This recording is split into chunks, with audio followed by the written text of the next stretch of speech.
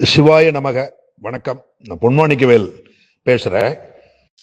தமிழ்நாட்டில் 38 மாவட்டங்கள் இருக்கு. இந்த 38 மாவட்டங்கள்லயும் இருக்கக்கூடிய நம்ம சைவ வைணவ அடியார்கள் இந்துக்கள் எல்லாருக்கும் மதுரை திருப்பரங்குன்றத்தில் என்ன நிகழ்வு நடந்தது, அதனுடைய விளைவு என்ன, அப்படியெல்லாம் எல்லாருக்கும் தெரியும். அதை நான் திருப்பி சொல்லணும்னு அவசியம் இல்லை. அந்த அளவுக்கு அது தமிழ்நாட்டில் இருக்க 6.5 கோடி இந்துக்களுக்கு எல்லாருக்கும் தெரியும். அதனுடைய விளைவு என்னன்னு தெரியும்.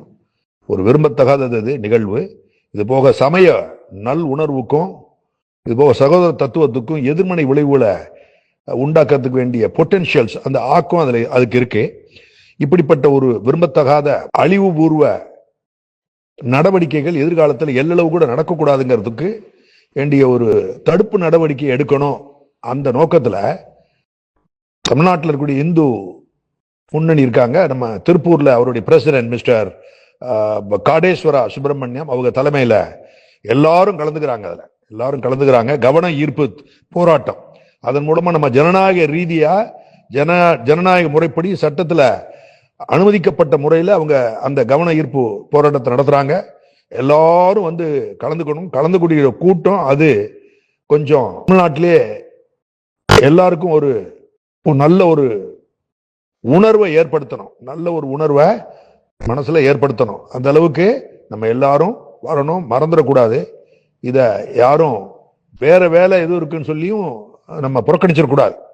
ரொம்ப ரொம்ப முக்கியம். ஒவ்வொரு மாவட்டத்திலையும் சிவனடியார்கள், முருக பக்தர்கள் எல்லாரும் வரணும். 2 பேரும் வேற வேறன்னு பாத்திரக்கூடாது.